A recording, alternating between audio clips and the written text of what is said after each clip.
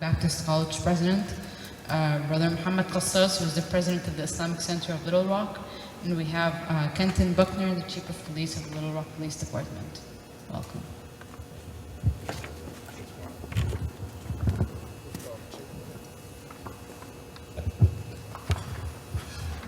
I'm assuming this is for opening comments. Yes, open comment, introduction, Do we stand, do we stay seated?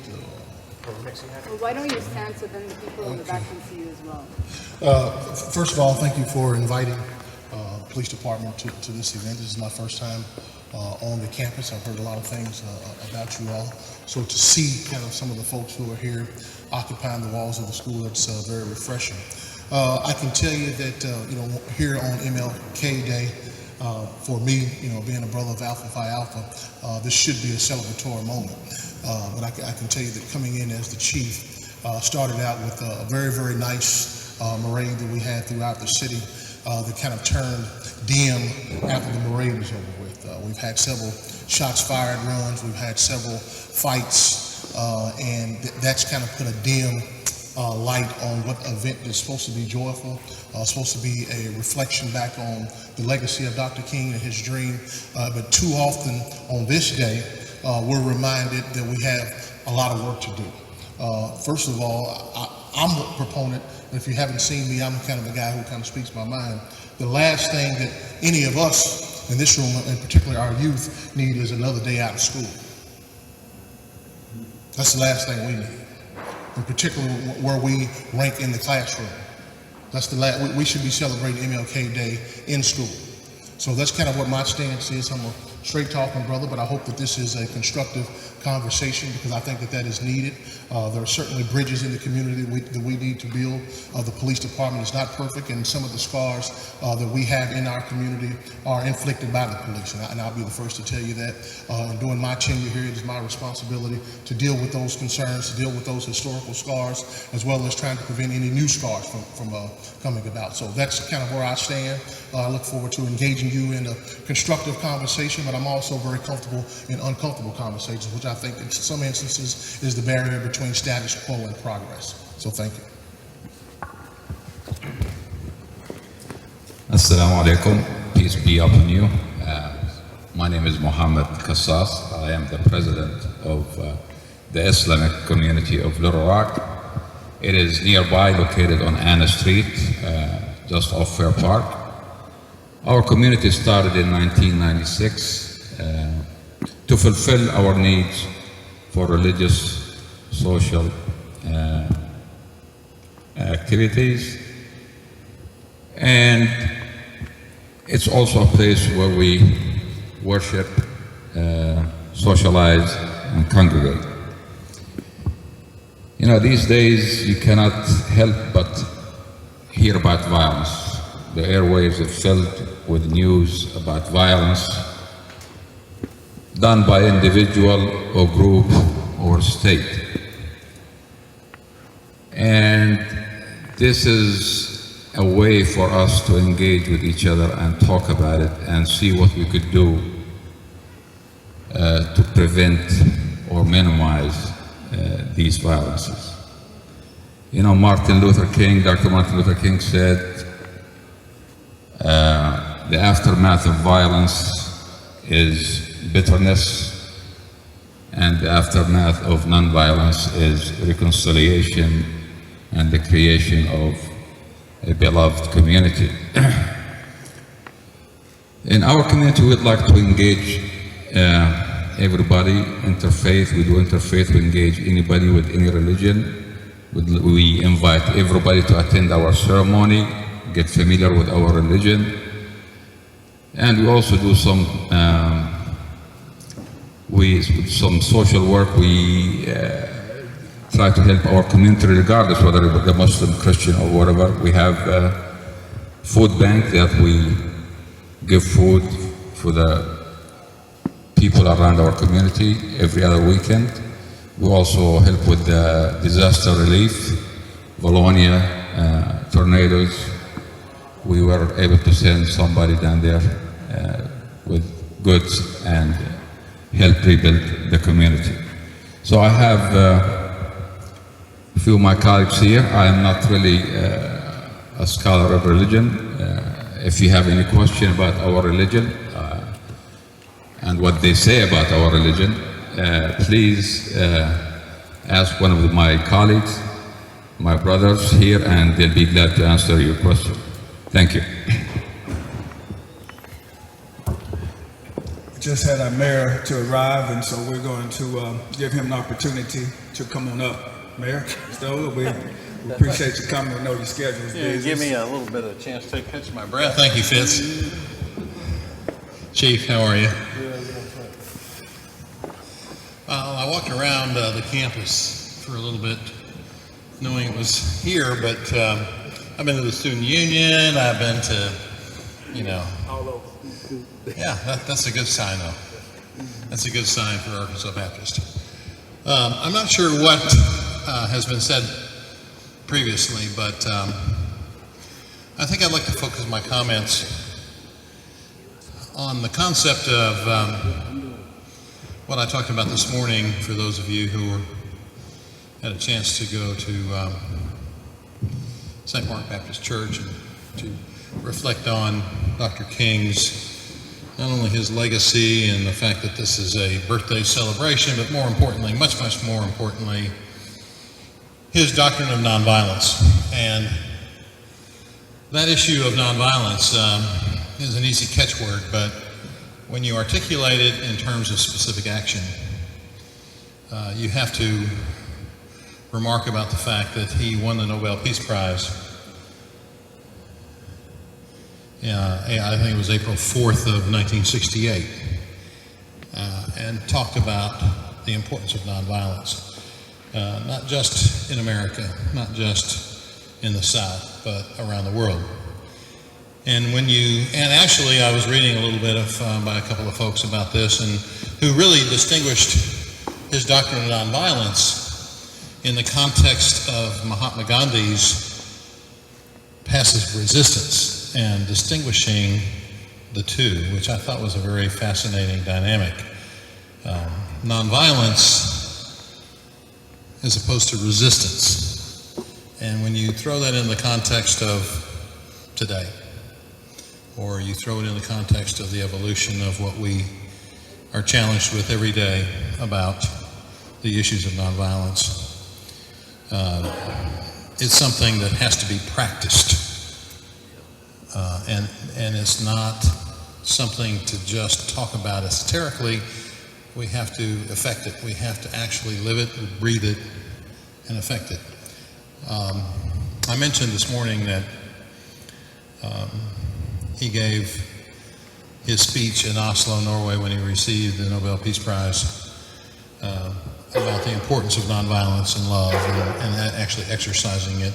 And if you look at the fall of the Berlin Wall, if you look at the freedom that Poland, the Czech Republic, and others were able to create, if you look at the revolution, even in the Soviet Union, and you talk about the issue of freedom, you talk about people being able to express themselves and have some freedom of expression, some freedom of dignity and equality, you have to understand that Dr. King was one in the forefront, not only just in the civil rights movement, but actually that was the precursor to all of these issues of democracy spread throughout the world. It's an interesting concept. It's an interesting dynamic, and I think Dr. King's legacy is continuing to grow, not just as it relates to the issue of civil rights, but in other contexts as well, in terms of freedom around the world. And so when we talk about that, Johnny, in terms of what's going on in the world today, you have to challenge the disciplines and the doctrines of the people of all faiths, all religions, in how they effect the issue of love. And the other preeminent purpose that Dr. King had was the concept of love. And in order to have nonviolence, you've got to have love. You've got to have respect for one another. You've got to believe in the dignity of men and women. And if you don't believe in that dignity of human life, then you have no soul, you have no heart, you have no conscience. So we're here in a situation, and you fast forward from last year we had the 50th anniversary of the Civil Rights Act, the passage of the Civil Rights Act, which was a major hallmark of Dr. King's crusade. And then in August we had what has now been simply called Ferguson, where an unarmed black teenager dies in a struggle with a police officer, and the confusing, confounding issues that relate to that issue. And then you've come forefront to a movie that's just been released called Selma, which talks about the civil rights struggle here in the United States in 1964, with Dr. King going to Selma, Alabama, and the struggle for equality there that was referenced in terms of the bridge that the demonstrators wanted to march across and were beaten back by the police and by others in Alabama. It was called Bloody Sunday. Interesting. Bloody Sunday. And they were beaten back across the Pettus Bridge and had an opportunity to either retreat, tuck their tails and run and have a movement, a civil rights movement with their tail between their legs, divided, compromised, confused, or to take a chance in an opening and walk across that bridge again. And Dr. King very courageously did such. And history has been changed because of that, not only in the South, but in the entire country, and now I think in the entire world. And so I think when we talk about Dr. King today, we should talk about that legacy of nonviolence, of respect and dignity and love. I was asked today by one of the reporters, what one word would you use to describe Dr. King's legacy? And I mean, it kind of took me off guard, to be honest with you. You know, I'm waiting at the Martin Luther King parade. I'm ready to get on, and wave and throw candy and all that. And the reporter asked me this question. I'm going, one word would I use? And I said the word I would use is love. Love for your fellow man and woman. And so I leave you with this. Whether it's, I have to believe, and I know because I know people of all faiths, that is a common denominator with all of our prophets. Whether it's Muhammad, Hindu, whether it's Buddha, whether it's the Jewish faith, whether it's Christianity, whether it's Jesus, the common denominator is just as Dr. King has espoused, and that is love. Love for one another.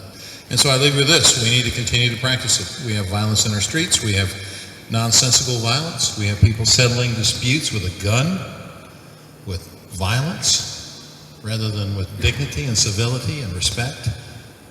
And while we can disagree about things, we don't have to be disagreeable. We don't have to let our emotions lose themselves in the intensity of the moment. So today, I hope we all reflect on that and take Dr. King's teachings and lessons and recognize that they're not just about what happens in the South. They're not just what happens in the United States. They're what happens throughout the entire world. Thank you. Thank you so much for inviting me.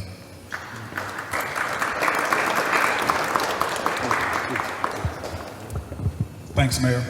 Appreciate you. And welcome to Arkansas Baptist College. We're glad to host Chief Buckner. Thank you for being here, President Muhammad and Mayor Stoller. On behalf of the students and faculty and staff of Arkansas Baptist College, when it was asked would we host this event, I said, of course, and anything else we can do to help inspire our community, because violence hit us firsthand on September 27, 7:17 p.m. on September 27, 2012. A day that I'll never forget. When we have it on tape, our chief of police has it, when a young man walked down Bishop Street and took out a 9mm and emptied a clip and struck Derek Olivier 3 times. Derek ran back across campus, fell there, bled to death right there on the campus of Arkansas Baptist College. And at 10:14 p.m., I called his parents in New Iberia and had to tell them that Derek had been pronounced dead as a victim of a black-on-black violence in our community. And so as I went back and looked at the video with the investigator, I told the chief investigator that night, I said, let me profile that young man for you, who I see running right there. I said, I'm not a criminologist, I'm not a psychologist, I don't have a degree in criminal justice, but based on my affiliation of this community, I said I'm gonna say I can profile him in 3 ways. Number 1, he was fatherless, he was unemployed, and he was a dropout. I said, we're arresting. I said, I bet you he fits those categories, because what I realized, a dropout will drop in somewhere. So as a leader of education, it's my goal and my role to make sure that those who have been dropped out are re-engaged in the educational process. That's why when you go to the corner, you'll see on the corner of Daisy Bates and MLK, you'll see the call center. Many of you may not know what that is. That's where we've graduated nearly 500 dropouts who can then engage in the higher education process, because that young man, which I've been told now, is incarcerated for another murder that he did in Little Rock, because somebody from the streets came to talk to me and told me, I don't want to talk to the police, but I know he did. That's a travesty because of fear. But as we had chapel for Derek Olivier, I did something that was very profound. I'm going to do it to my students today that are here. Everybody from your community, and we have, I can see in here, Memphis, East St. Louis, Detroit, our kids. How many of you all personally know somebody that's been a victim of violence in your community? Please stand up.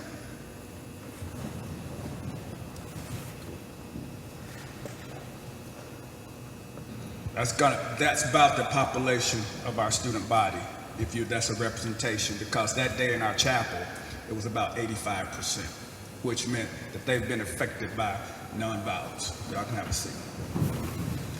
So, as a former football coach who don't profess to be the top educator in the world, but trying to make a play to move the ball on down the field and keep this in layman's term, it's great that we assemble today for such a cause as this, but this is just a huddle. We can't make a play in here. Right, we just here, and see, so many times we get caught up in the moment of this is the right thing to do, but the plays are made in the street. And so that's why I love these students that we have, because many of them I'm encouraging to go back to their communities and make a difference. Now, most of these students I know because I go and recruit in different areas from their communities. But I realize why I love being the 13th president of the 130-year-old Arkansas Baptist College, because I don't have to leave anybody out that wants to get in. And I'm gonna give you a perfect example of many students. I got one in here right now, and I'll call his name, but he went back home, and if you won't talk to him, he'll come up and speak, because I think we must understand what's involved in the students that we serve. But I got on Facebook, and he told me, I read, because he's my friend on Facebook, Instagram, which I try to stay in touch with my students. So my new students who just enrolled, you can get me on the gram. My Facebook is full. Okay, but you can get me on the gram. All right? But I looked there and he said, man, I need to be back in school because I just been shot at. So I called Dean Miller, and I said, Dean Miller, what happened? He said, he didn't make the grades, he didn't make the GPA, so he didn't have financial aid, so we couldn't help him. I said, I'm gonna pay for him. I said, I'll go raise the money. I said, I want him back. I said, I saw him interact with a group of people, and I know he has an emotional skill that we need to develop his academic talent. I said, he can do it because he can communicate. I said, bring him back. I said, I'll take care of him. He hugged me because he said I saved his life. Now see, sometimes we got to get out of our comfort zone to help our students, to help our community. And it's not popular. Dr. King wasn't popular. Jesus wasn't popular. In fact, he was radical. All right? So, as president of Arkansas Baptist College that was started by former slaves in 1884, as I always say, they didn't have a high ACT score, they didn't have a high GPA, but they had a high want to. See, anybody with a high want to, I want you. Yeah. And that's the foundation of reducing violence is access. I think there are three components that might, February 1st, be 9 years in this community. But I found out in a book entitled Putting the Neighbor Back in the Hood, because this ain't no hood no more. I don't like people referring to Arkansas Baptist College as a hood. I just let that be known up front. This is not the hood. This is a neighborhood. Right. Now, when the business is left, when things happen, that's when you call it the hood. But the project here is to put the neighbor back into the hood. And you do that with students. But there's three core fundamentals, core values that I said that must be addressed in order to produce a nonviolent community. Number one, and just as I'm like you, Chief, here's the reality, just as real as I can be. Number one, we must address the moral values of our community which lead to responsible choices. When I grew up, Grandma was 60, now she's 30. That's a problem. Amen. Amen. See, my oldest brother got his girlfriend pregnant, and my mama say, "What day is the wedding?" Because I need to take care of my grandchild. See, it goes back to the gentleman I was talking about, the fatherless community. When that young man walked in here, I believe that he had somebody that gave him love, which you just said, food, which that's why we let them eat all they want, and expectation, which are the three components that Jesus gave, that we can engage and embrace. But the moral values have to be addressed, and that's a sense of righteousness. Second, access to education. That's what our ancestors fought for. When we came off the plantation in 1864, the leaders got together and raised $50,000 to start Arkansas Baptist College. And because of Dr. King, I was able to become the first African-American head football coach at San Jose State University because he paved the door for me. Not a handout, but a hand up. But access to higher education. So I share with our students all the time that even though it may not be popular to say right now, but it was then, and I'm gonna say it today, is that in 1985, my wife of 26 years, we sit down and we was looking at college as the Cosby Show. And I looked at her and I said, that's what I want us to be. You had a doctor, you had a lawyer, and that gave me a vision. So today, my wife and I, we both got our doctorate from the University of Arkansas, and I tell our students, that's my passport. I can just leave tomorrow and go someplace else because I have that passport. I don't have to be here. I'm here to serve you because that's where God has placed me for such a time as this. But you have that same tool. My daughter came here and graduated. Went to Howard, now she graduated. And that's what we inspire our kids, access. That's why we got the dropout program, so you can get federal money to go to school. Because if you dropped out, you can drop in somewhere. You know the charter school on campus, Dropout Prevention Charter School. Anything that it takes to remove the barriers to access to education. That's what we want. And last, as I close, the third component is the development of entrepreneurial opportunities to create your own community sustainability.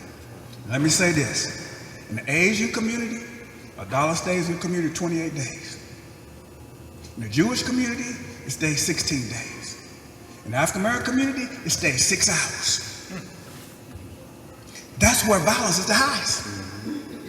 Anytime we can get the dollar to recirculate like it did in 1960s and 50s and 30s and 40s, you didn't have the problems you have today because there were jobs.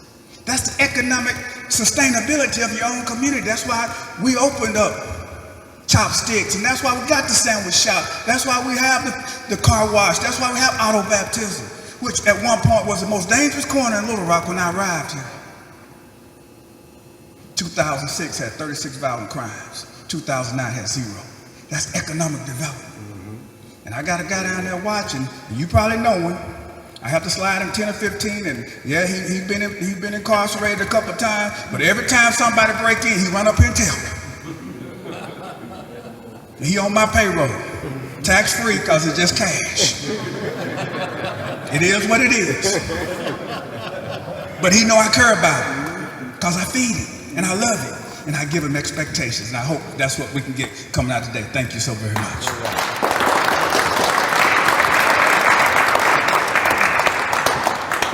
Thank you so much. We have one more speaker today from the FBI, Maria Hoskins. Good evening, everybody. Good evening. My name is Maria Hoskins. As she stated, I'm the Community Outreach Specialist with the Little Rock FBI Field Office, and I really like my job because I get to be a part of going out to the community and sharing information to build positive and sustainable relationships in the community. And as both of the speakers, I was listening and thinking, I was like, well, why do I do what I do, and what benefit does it have to the community at all? For this day, it makes me reflect. Y'all remember Governor Orville Faubus? You have a lot of negative perception about Orville Faubus. But the perception I had with him is because he sat down and talked with me. Not only he talked with me, but this is what he did for me when I did not know who he was. He gave me the keys to his house. I needed a home. Me and my daughter. My daughter had 2 daughters. I was divorcing, and him and his wife said, here, you can have my house. Go down there, let them set up a contract, and move in, lights on, everything. You can buy it from us. Can't afford it? That's okay. We'll set the contract up, you pay. That was my relationship with him. Okay, then later I find out all the other stuff. I was like, yeah. But what I'm getting to next then, Mr. John Lewis, Congressman Lewis. I worked for Congressman Vic Snyder for 10 years. As a part of working for him, that gave me the opportunity to have one-on-one conversations with Congressman Lewis. Hearing about Selma, hearing about all of his experiences growing up on the civil rights movement. Now I'm connect the dots for you. Community outreach, hearing a story, understanding, getting a better perception. Same thing with the job I do now. I go out to the community to bring agents to tell the story, what the FBI does in Arkansas, build better understanding, which creates better relationships. If you know a little bit more, it releases the fear. You fear what you don't understand. When you understand a little bit more about what the FBI does, what law enforcement does, our relationships, if we understand you, you understand me, then it takes that fear level down. Not only does it do that, I love going to the schools. I love getting an opportunity to speak to the children. So as they come up, some of the negative perceptions that they get from media or from things that happen, when we can relate to them what it is we do. Normally I'm walking out and I feel like I'm the photo queen. It's like, hey, Miss Hoskins, can I take a picture with you? But I'm building good, positive relationships, right? So therefore, we're here in the community to help do that, help you understand.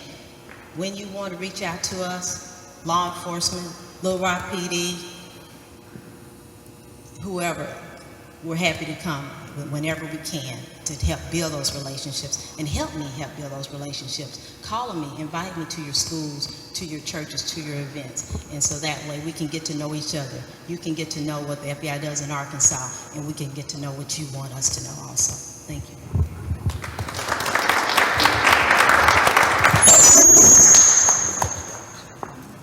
Okay, thank you. We're going to go ahead and thank our moderator.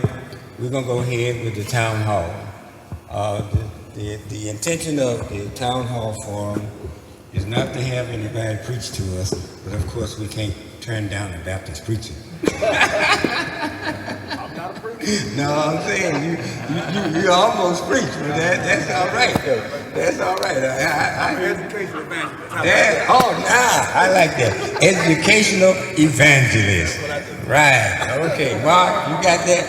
Yeah. Educational evangelist. Well, I'm Johnny Lim Hassan, and I'm the Political Action Committee Chair. And this event is designed to talk about what the book says about the scripture. And of course, everybody would assume this, well, you Hassan, so I know your book should be the glorious Quran, El Quran. This is what you believe, this is what you practice. And El Islam is obviously your religion. It's issue that is most important here is that most of the time when we hear about issues, okay, we never hear the religious perspective, the moral perspective. And the police chief did something at one of the meetings with the lawyers, and he read off the names of 38 people. It was 48 at the end of the year who were homicides, all African Americans. We don't need any extra, it's 44. 44, okay, let's do hallelujah. 44, okay? And the point is that the numbers don't touch you. He read off 38 names. And when you hear the names, then that touches your heart because you have love in your heart. Even though you don't know Pookie, you don't know Bubba, okay? But those names are names that reflect the importance and significance of a human being. And so my question today was to raise what would Martin Luther King say about the world of violence today, okay?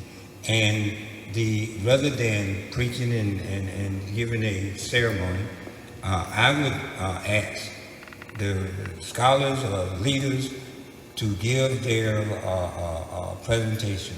We're going to basically do question and answer, but I would like the police chief to maybe give some numeration to what is the end of the year. You said 44, and maybe some of the worst case scenarios of violence that concluded this year. I won't bore you with a lot of statistics. There are a couple that are extremely important when we talk about violence in our city. 2013, we had 36 homicides. 2014, there were 44. The past year was 1985 aggravated assaults. Common denominators: black male victim, black male suspect. Individuals that are arrested, primarily black male. Relationships know each other. Some of them domestics, where females are assaulted and murdered. In many cases, we're starting to see a rise on that, and also where female sometimes is actually the shooter or the assaulter in these cases. The other instance, when we talk about, the gentleman talked about poverty. Common areas, that these pockets, or what I would call hot spots in the city, folks who have become numb to violence, to where we see it every day, and we stand around the yellow tape and we say, oh man, that's a shame, and then we go back in the house. And we just kind of rubber stamp each year that we're going to have, 30, 40, 50 homicides.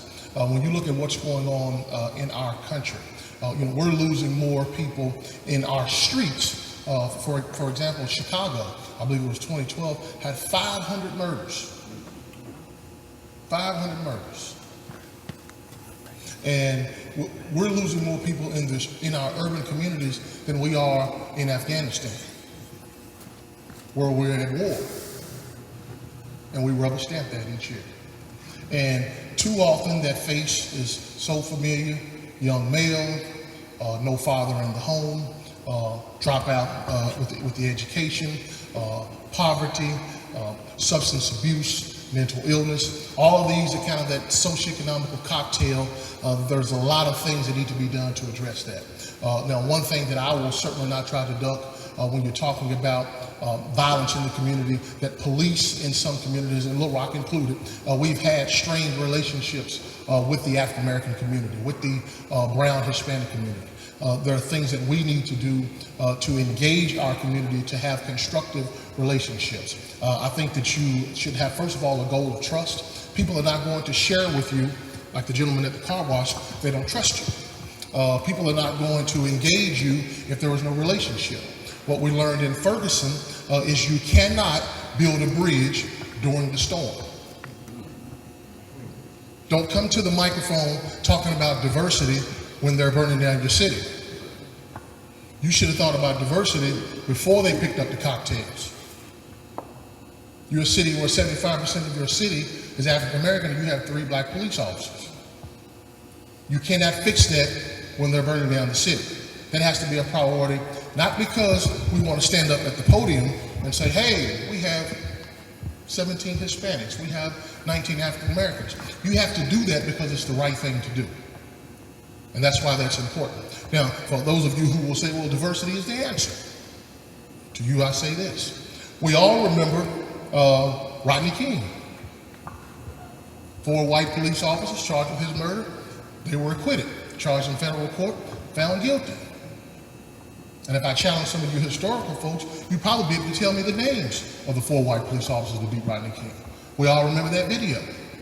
Now, what we have a problem in the African American community doing is we only remember certain chapters of the book. Now, what most folks do not remember about that video is there were black and brown police officers standing around watching that beating. Nobody talks about that. So don't think that a black and brown face is always coming in peace. What's more important is the culture that you have, that you're bringing these new police officers, these new public safety officials in to make sure that we're doing the right thing starting at my desk. So that's kind of where we are with that. Where can we start with helping to resolve some of this stuff? Because Benjamin Franklin, he said, well done is better than well said. And I've learned in my short tenure in Little Rock that we do a great job. I'm gonna use your term, huddling. I love that too. I'm gonna steal that somewhere. We do a great job of huddling. We meet, we talk, we have great speeches, we're eloquent, well spoken, and then we go back home. That's what we do. We meet, and then we go back home. We talk, and nothing happens. And we accept being at the back of the line. We accept being last one hired, first one fired. And then we expect, and part of my frustration is we will say things like, well, you know, we need to do this, we need to do that. If you truly believe some of the things that we're saying about, well, this group is oppressing us, well, the police is doing us, and always hold these institutions accountable. Myself included. Hold me accountable when I disappoint you. Because if you don't know anything, I will not duck you. When something's wrong, I'll come to the podium and say, hey, we were wrong in that instance. But the thing that I'll ask you is, why are we sitting around waiting on someone else to fix our problems? Let's say the police department was a perfect police department. Perfect. They were everything you desired them to be. What's that going to do for teenage pregnancy? What's that going to do for drug abuse? Is that going to bring back your father into your home? So this is a cocktail that there's enough blame, enough credit, enough responsibility that everyone can get involved in what's going on. To the young folks that are in the room, I'm glad that you are in here, because too often these ministers will tell you, we preach to the choir. The fact that you've taken time out of your day to come in here is beneficial. I can tell you that kids that are competitive in the classroom will make it to the boardroom. But you've got to be competitive in the classroom. If you're not competitive in the classroom, get ready to stand around hoping and wishing, because your destiny is in someone else's hand. If you want to have, be in the driver's seat of your career, be in the driver's seat of your getting to your destination, you better be competitive in that classroom. There's a lot of things that people can tell you, but if you fail in there, you're in for a lifetime of disappointment. I promise you that. Thank you. Thank you. I don't want to put anybody on the spot. Dr. Rose, you are a pastor, you're also a person of the neighborhood that you lived in, and many of the issues that he raised are personal, because we have homicides on Wright Avenue and so forth, and also too often, too frequently. Could you just give what you think, a word from scripture or something that would help us to enlighten us about the road? Thank you again for this opportunity. I heard, I'm always saying brother and sister, I heard brother say he's not a preacher. And I'm not ashamed to say I am a female preacher. Okay, let me let you young folk know, and all of you are young to me because I guess I'm old enough to be almost everybody's mother in here. Okay, I give honor to whom honor is due, and I think that'll take care of everybody. I'm Dr. Emma Kelly Rhodes. I retired from the State Department of Education after almost 30 years there. Then I purchased a property at 1815 Wright Avenue, right on the corner of Wright Avenue and Battery. I retired, and then I retired February 28, 1998, then opened the school, opened my office in the building on Wright Avenue, which was at that time, we opened up as a laundromat, February 29, 1998. I decided to put an adult education program in there first. And even before we opened the school, I would teach adult education classes around the tables there in the laundromat. And while the people were waiting for the clothes to dry and or doing the washing, it would give me an opportunity to ask them about their education. And when I went to Wright Avenue at that time, I was told the building that we purchased there, that people were able to get anything they wanted to out of that building. I said anything. And what would happen, the drug dealers would stop by and they would, make their loop in there in my parking lot, do the deals, and then keep on going. The young ladies and young men would stop by and wash up between tricks. Okay?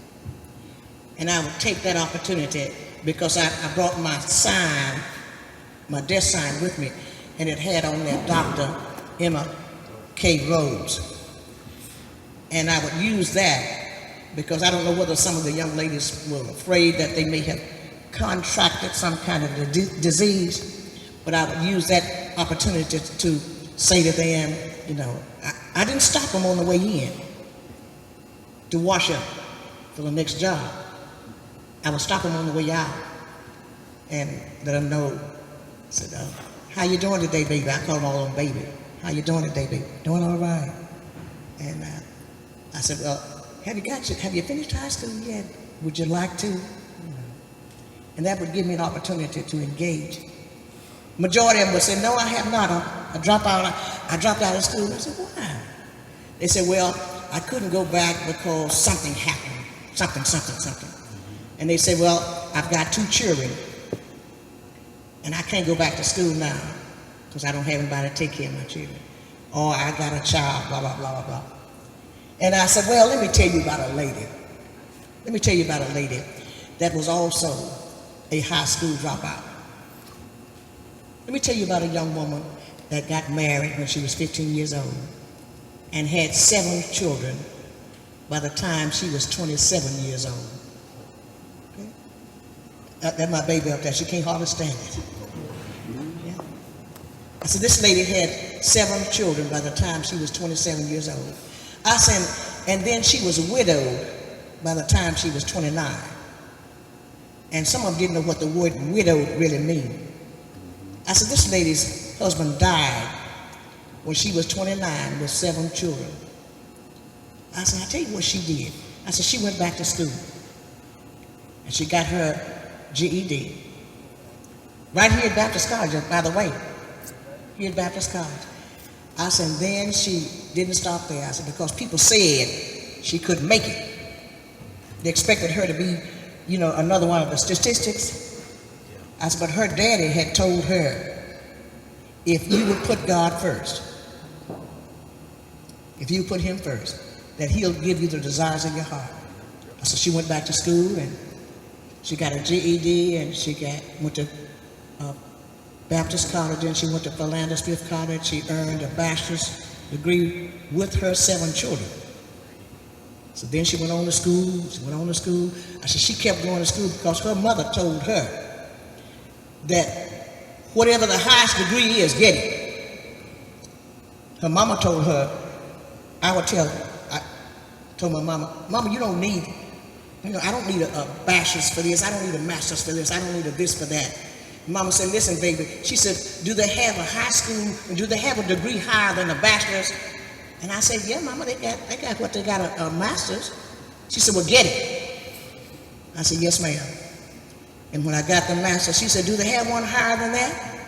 I said, yes, Mama. I said, they got one they call a specialist. She said, well, get it. She said, is it one higher than that? I said, yes, Mama. I said, they got one they call a doctorate. She said, get it. And I said, okay, Mama, I'll do it. She said, but I really don't need it. I told her I really don't need it. She said, listen, baby. She says, better to have it and not need it than it is to need it and not have it.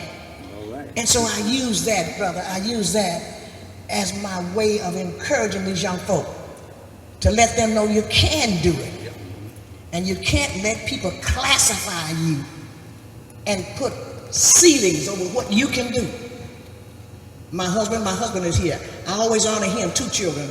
I always honor my husband. Husband, let him see you. He's the man with the yellow on over there. I was also told that you can never get a husband. So you won't be able to get a husband again.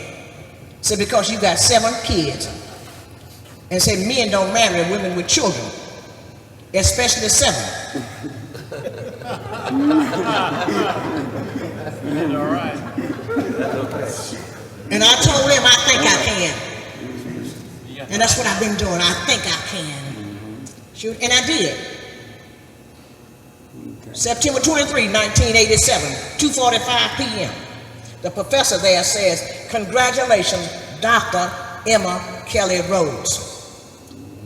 And down there on Wright Avenue, brother, when the guys were coming there with their, making their deals, drug deals, I would walk right up to the car, right up to the person driving the car, and ask him, I said, listen, young man, let me tell you what I'm trying to do on Wright Avenue. I said, I'm trying to make a difference here. I said, I'm trying to contact girls and boys that were like me.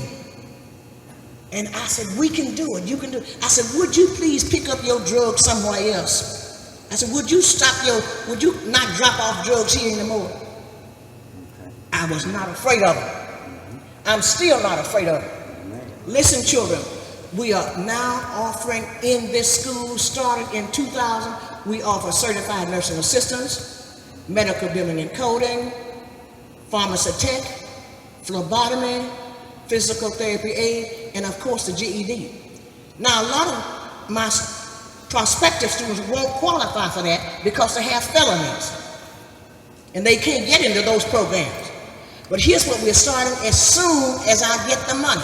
And the money is coming. I don't know where it's coming from, but it's coming. I'm starting heating and air conditioning and painting and drywall finishing. And we are offering full scholarship to those students. And it's going to happen because God's going to open up a way for me to get the money. And then those kids can not only get a skill, a marketable skill, but they'll be able to start their own businesses where having a record will not hinder them. Okay? I just ask you all to pray for me. Because I've only just begun. Amen. I'm closer to 89 than I am to. Amen. Mm-hmm. All right. More power to you. Thank you very much. You all right? All right. Thank you. We're going to, you had a question for the police chief, or you had a question for Dr. Hill? No, I just want to make a comment. Okay. Let me see. Any other religious leaders here? Imam, did you have a comment, please? Yes, sir. Yes, please. Yes, please. Because you no? Okay. Well, peace be unto everybody. That's the first thing I want to say. And I am from Oklahoma originally, but I moved here about 4 years ago. And my name is F.B. Rashid, and I function as one of the imams of 1717 right over near what we call the Islamic Center for Human Excellence. The imam there is Akil Hamidullah, and he sent apologies that he won't be able to be here tonight, but he called me up and said, brother, will you do something for me? And how could I say no? I was coming anyway to this. I was going to come to this anyway.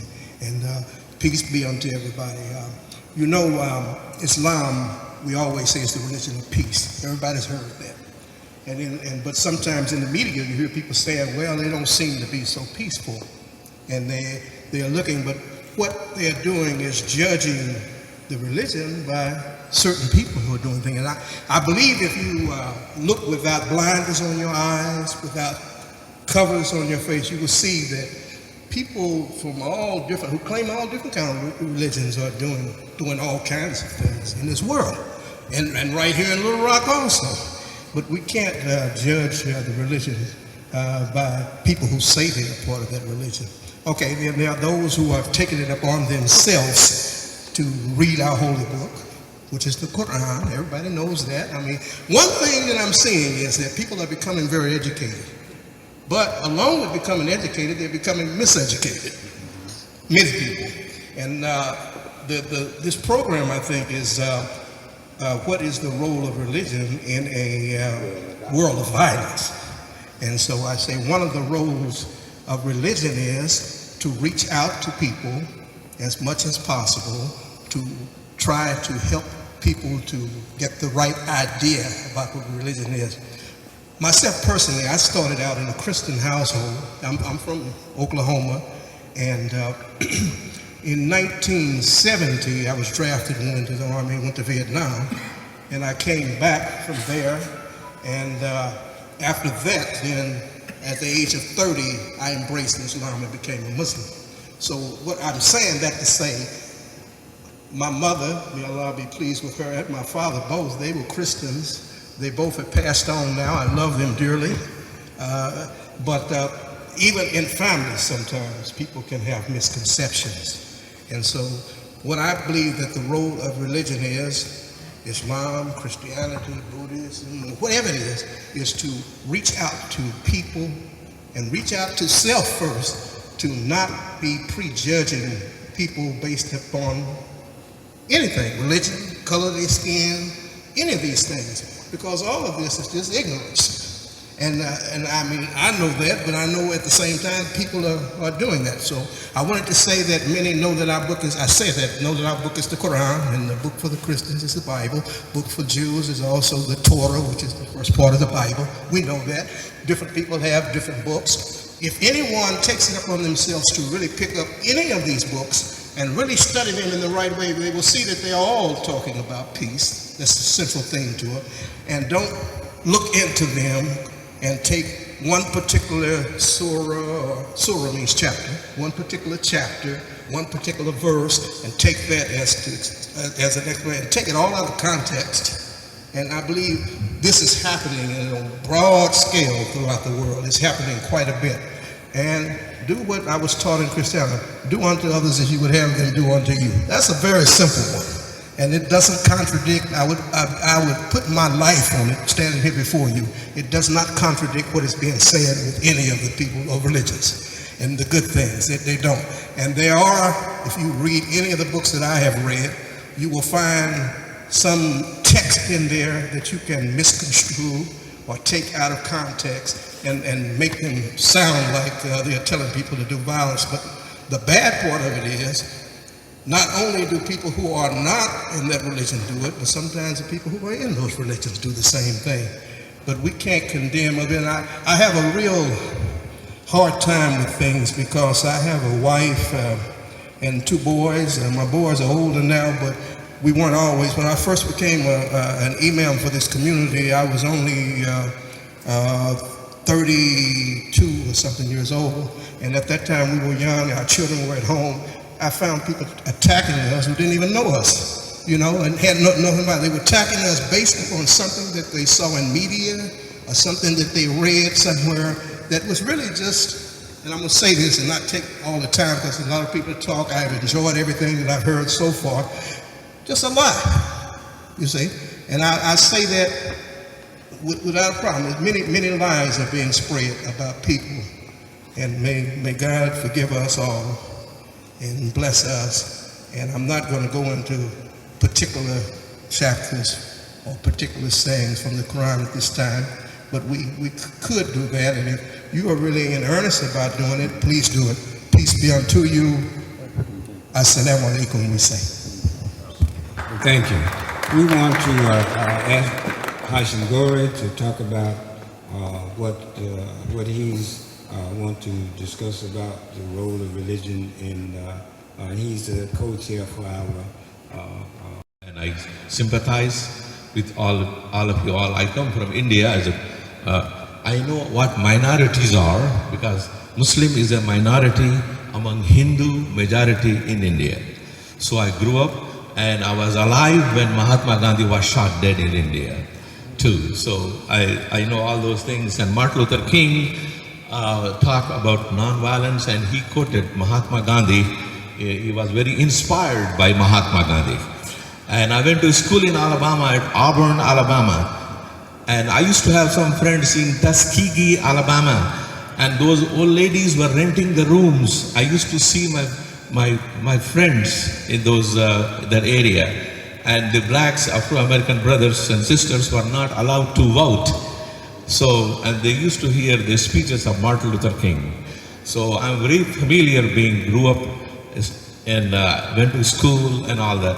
And also I would like to tell the importance of education to the young people. I was born in a small village. My mom didn't even go to school. There was no school. There was no primary school. She was only taught Quran by the teacher in school. And after the revolution, we went to the city. That's where I went my education. And let me tell you, the lady who just described the importance of that. So the same thing, when I passed high school, then my mama said, what is after that? Then they said, college degree. I did my college degree, or become a veterinarian. Came to America, got a master's degree. Then afterwards I got a PhD degree. Now I have a license and all that. So everything, alhamdulillah, I've done.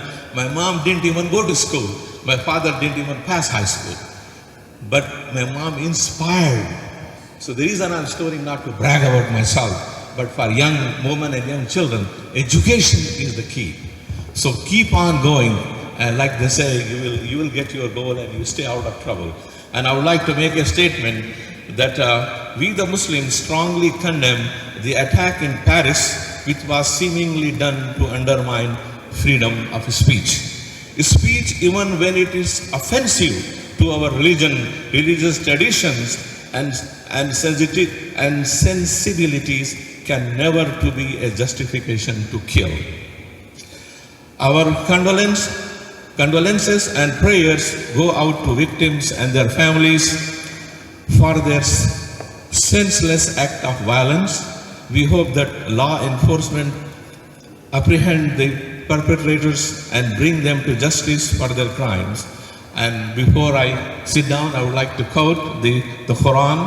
The Quran says, chapter 5, verse 32, if anyone kills a human being, as if he killed all the human beings. And whoever will save a life shall be regarded as if he gave life to all the human beings. Assalamu alaikum.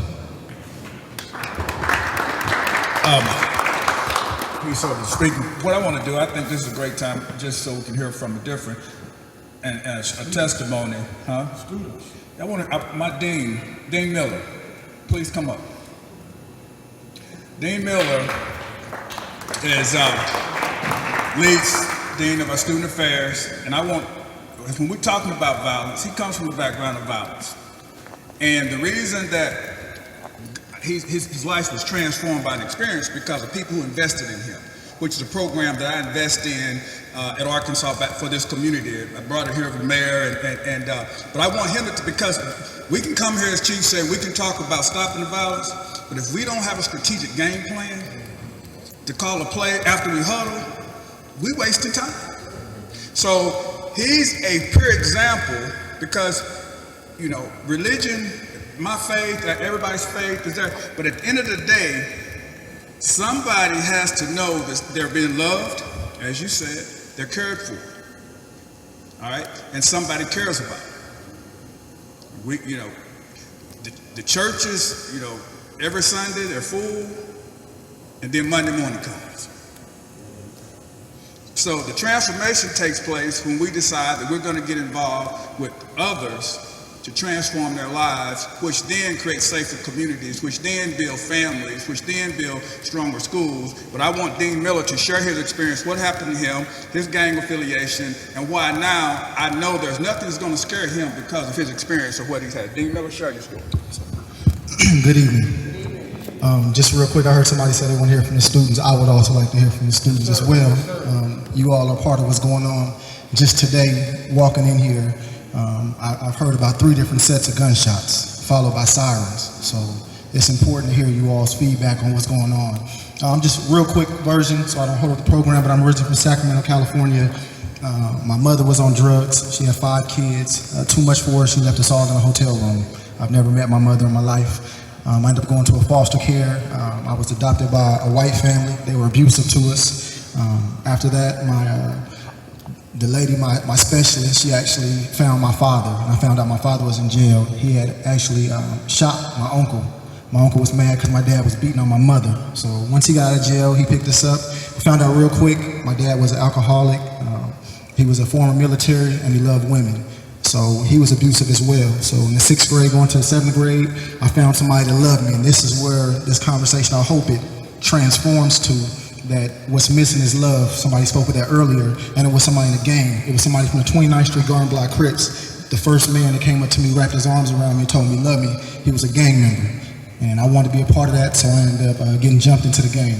Started going to jail 6th, 7th, 8th grade, 9th grade, and then what saved my life, I went to court, and I went to court for strong arm robbery, and the judge was about to give me 5 years. And the youth authority in California, that's our juvenile prison, and I was about to get 5 years in the youth authority, and this man stands up, and there's a program in Sacramento, it's called the OK program.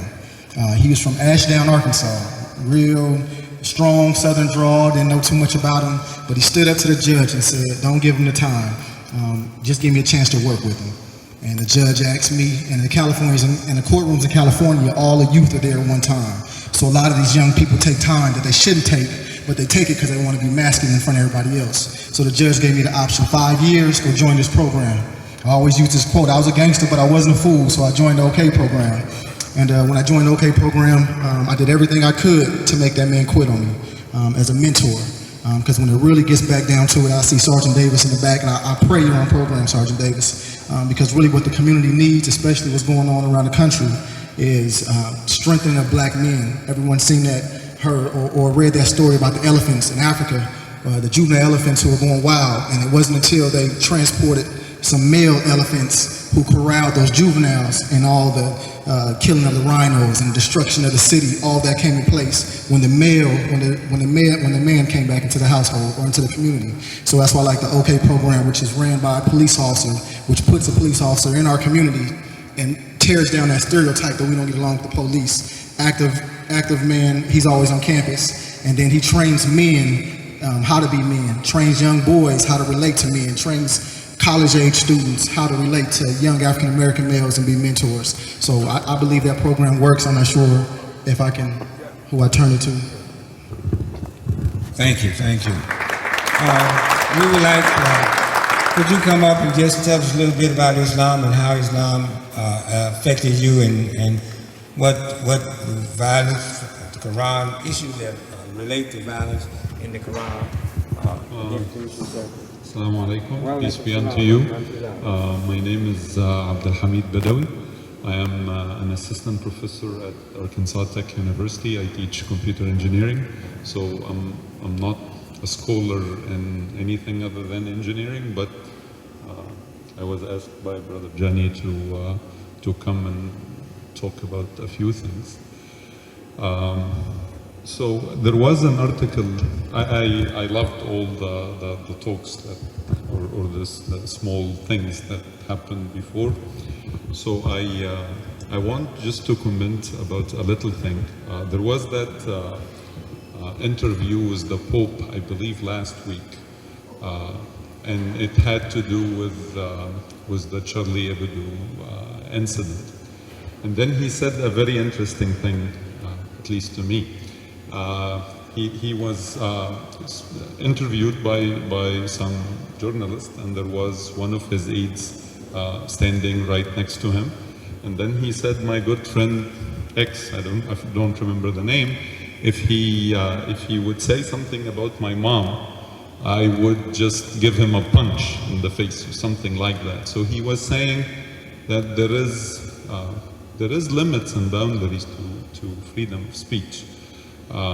Even though I completely disagree with what the content that is displayed in Charlie Hebdo about, and when I looked them up, I found that they have also other derogatory things about Christianity and about Judaism and about Islam and all that stuff.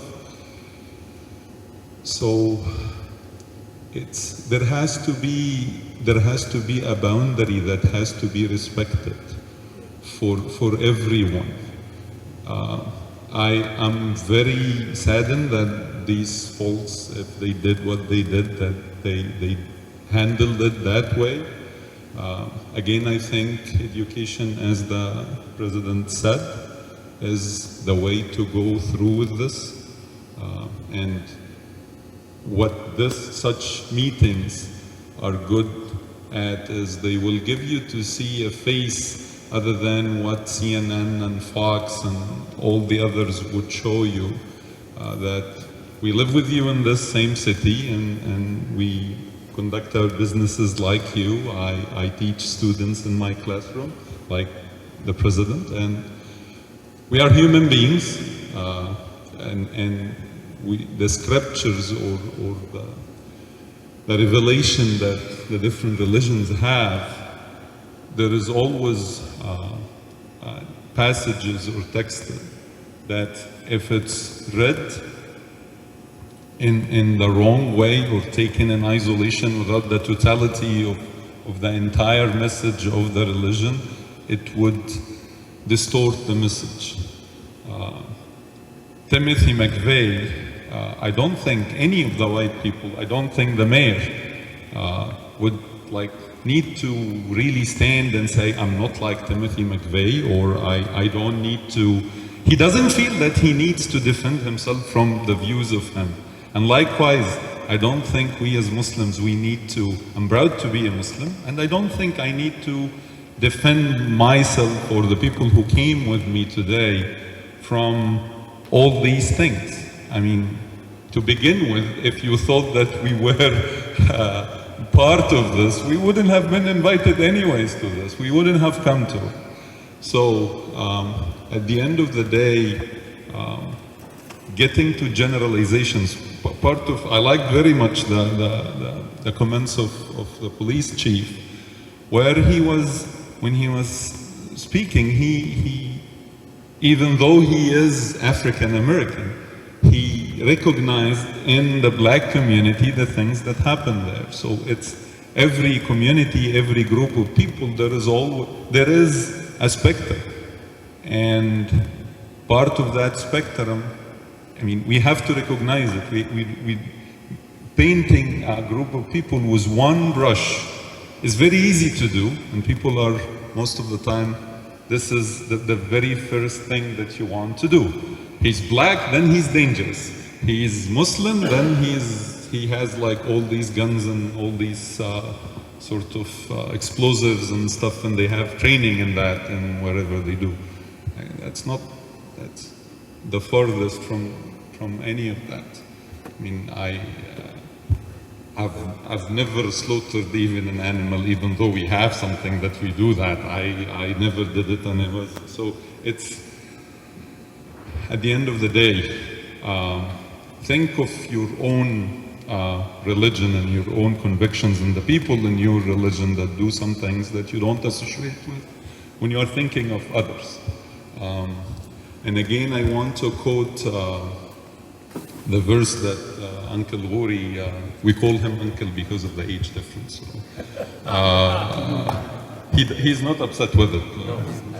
So the verse that he quoted, that وَمَنْ أَحْيَاهَا فَكَأَنَّمَا أَحْيَا النَّاسَ جَمِيعًا, that when someone like the president, when he invests into someone, he's giving him really a life. And giving a life to one person is as if you have given it to the entire humanity. And if you demolish that life. If you kill a person, it's as if you have killed the entire humanity.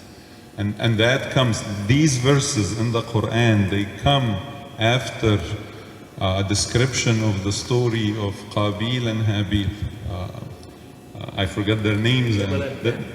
So the two sons of Adam, who had one of them kills the other. So we are told that it's better in conflicts to be the son who gets killed, not the son who kills. Again, there will be always, you will be always quoted things other than this when you are speaking to people who, I think the name that goes is Islamophobes. They always go to the things that would only bring suspicion, mistrust, and Thank you. You're welcome. Message to, yes. What about the students? Oh, yes, okay.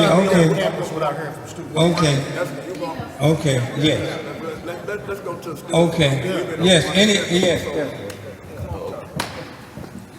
We got to diversify. Hello, how y'all doing? My name is Darius Flowers from Detroit, Michigan. I'm from Detroit. From Detroit, all right. Now, I stand as a man who's been a victim of, growing up in the household without a father. A high school dropout. It's crazy. I'm in college now, but I actually dropped out on Martin Luther King break.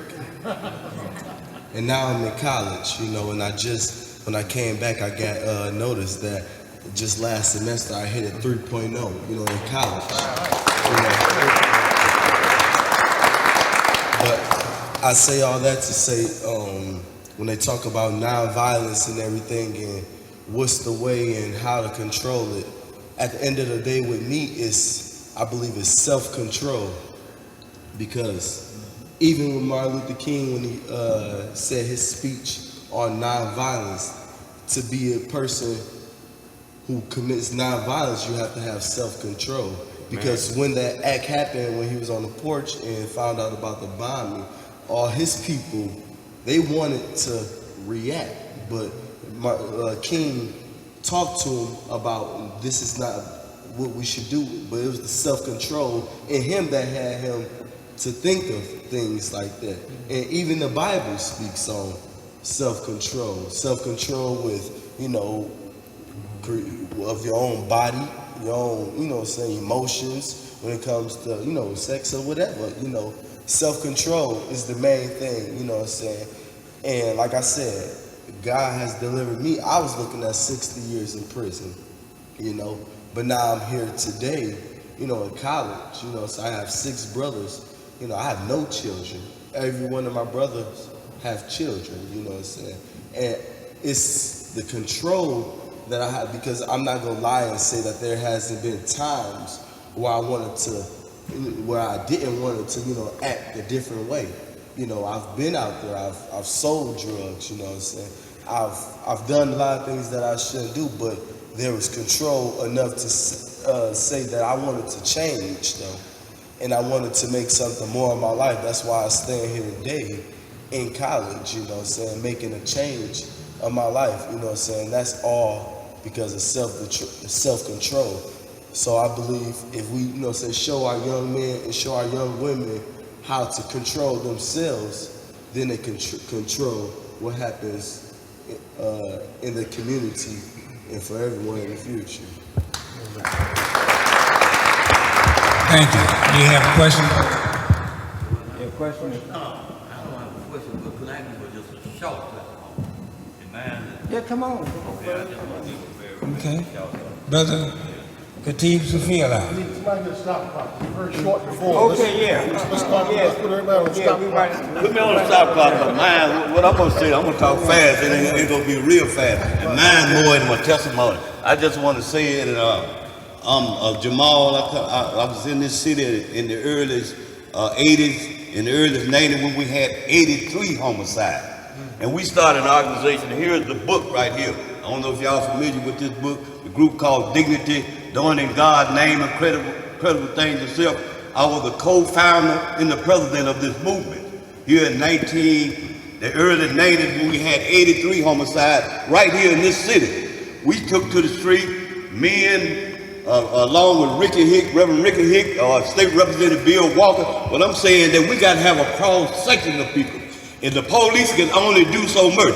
When we got support and trust with the police department, because we stood up in our own community and took the responsibility to do something in the community out there.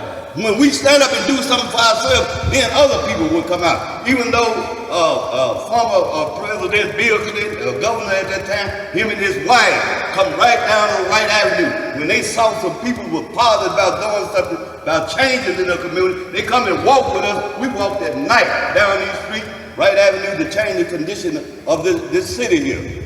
But what I'm trying to say, and to get back to religion, I just want to say one thing on religion.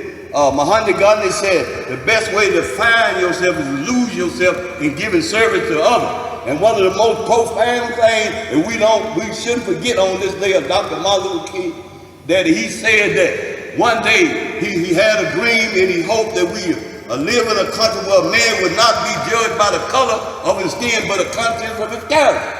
I think the first identity that we should have first is human identity.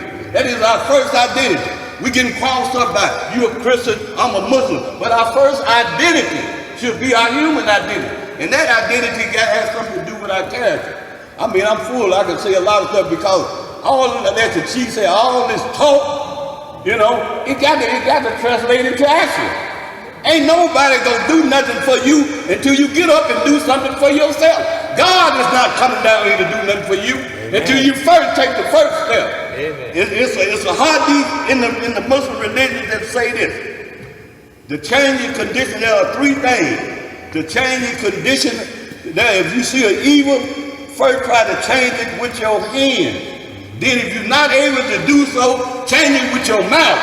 Then at least if you're not able to speak out against it, hate it in your heart. And that is the weakness of faith. It says just to set back silence and hate it, that is the weakness of faith.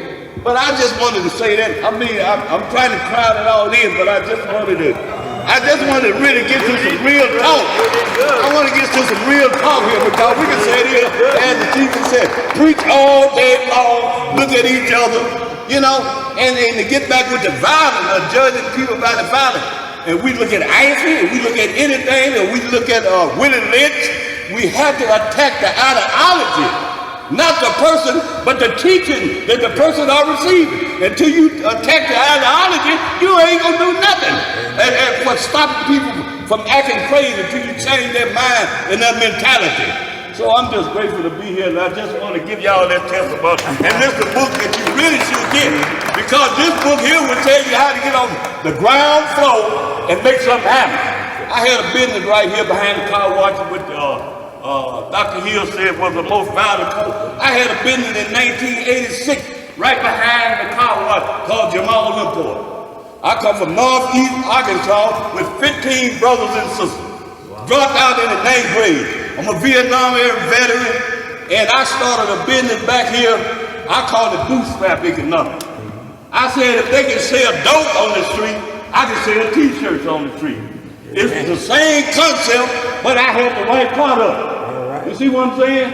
But you know, we can tell these young kids that don't sell dope, but when they see all in the community, they look at all these houses of worship, churches on every corner, how many jobs has the church produced?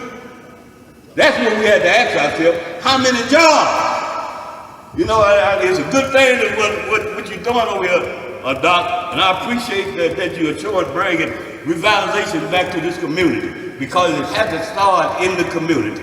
These kids got to see better example. They can't see a 26, I think they got 36 in the rim today. I'll come down Wright Avenue and look like everybody on Wright Avenue had rims on their car. I'm saying to myself, I'm in the wrong business. I need to start selling rims. If everybody got rims on their car, they got 36 cars with wheels this big on the front of the car. I mean, the parade went down, Martin Luther King, the parade was down Wright Avenue. You should have seen the parade after the parade. And it's a damn shame that Dr. King had to die to leave a legacy for us to piggyback on his dream and look like this. I mean, we had to confront it. I mean, as African American, I'm an African American too, but we had to confront our own self first. You know, I used to, okay, Chief, I see you, but who is so much I want to say, but, and young people, just handle your business and do something positive.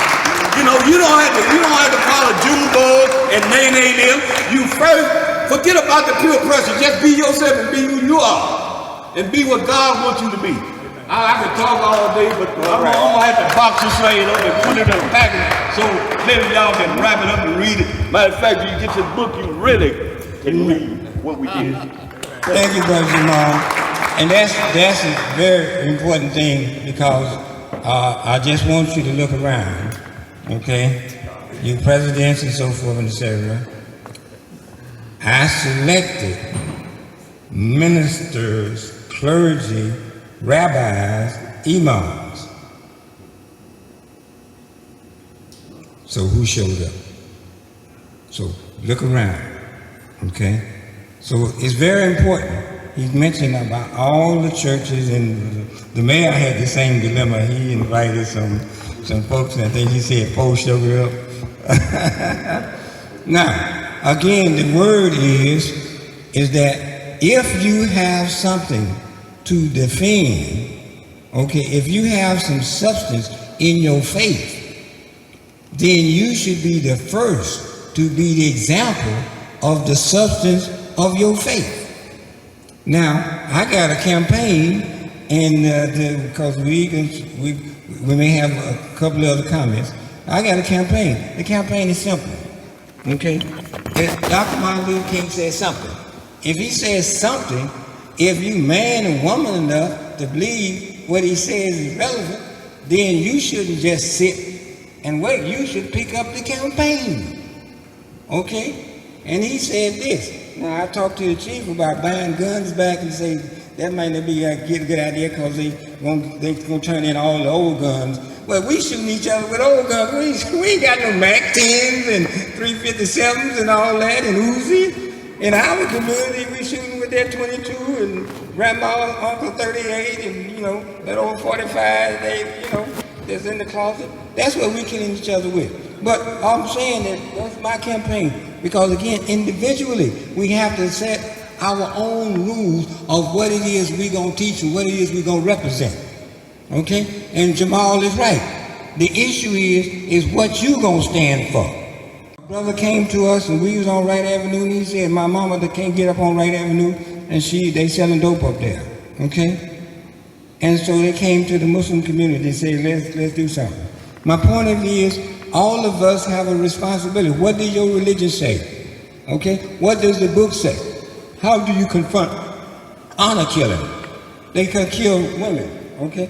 Hashim, just share what you think. What is a verse on honor killing? This is where the Pakistani folks, okay, they get this idea that you is all right because the woman is disgraceful or somewhere else, she disgraced the family honor.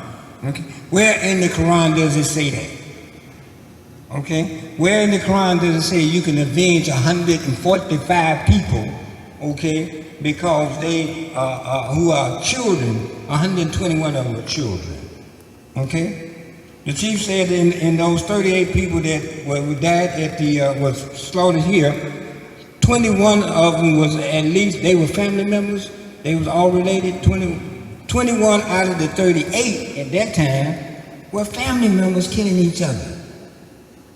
Okay, so where the world of violence is up on us. I got more opportunity to be killed here than I do in Afghanistan. Okay, and that's the fact of the matter. So again, when is it we as individuals, okay, pick up a Quran, an ayat. I was told by some of the scholars that you're going to be held accountable for one ayat. If that's what you know, that's what you're going to be held accountable for. You ain't got to know the whole Quran. You ain't got to be Hafiz of the Quran. That in Afghanistan, India, Pakistan, and some northern, in some African countries, This is the jealousy and rivalry between two tribes, two families. For example, if I have a daughter and I didn't approve of her to get married, and she goes married from the rival tribe or from the family I have feud with, and then the old culture and uncivilized people, illiterate people, what they do, okay, you got married to a so-and-so in the other clan, another family, so my family or my folks go kill. So that is the honor killing, to keep the honor of the family, and that has nothing to do with Islam, and that has nothing to do with, it's just the illiteracy and all that. Because of the education, things are getting better. I would like to make another comment before I sit down, is that I would like to humbly, in a very humble manner, I would like to ask every one of you, especially the news media, I beg to the news media, for example, and you see Brother Abdul Rahman Abdul Hamid made a very good comment. I would like to add one more comment to his comment, is that, for example, if you see this news media, you say radical Islam, radical Islam, radical Islam, 24/7. What has, Islam is not radical. People become radical. And it has nothing to do with Islam. So my comment is, please, news media, understand Islam, what Islam is. You don't do to Christianity, you don't do to Judaism, you don't need to Buddhism. Why Islam radical? No religion is radical. You need to, this is, and you need to find out one more thing.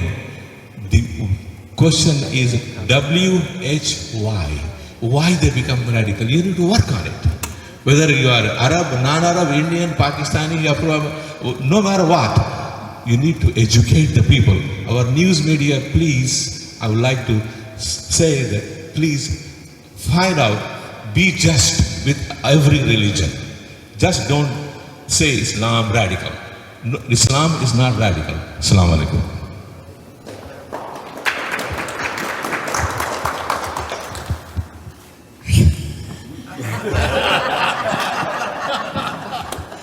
A whole lot of talk today, a whole lot of pumping up. But I think a whole lot of us also talked about the need to be out of this room and actually acting. I've got so much energy out of a talk and people's talks tonight. But what are we going to do about it? I think we need to take it out there. It can't just stay in this room. And I myself have been pumped up with so much energy that I want to do something about it. And I want to tell you just a bit about what I do. I'm working on creating an organization that does exactly that. Taking on, not just talking about things, not just talking about these problems, but working on solving these problems structurally by working with our public officials and people of power. We can't just be in a room like today and talk. We need to act together to make our community better. And so I'd be happy to talk more about that, but I just want to thank you all for coming today and for pumping us up. And I really want to just leave you with this energy to go outside and act. Thank you. All right, we close out with a prayer. Always close out. We're going to close with a prayer.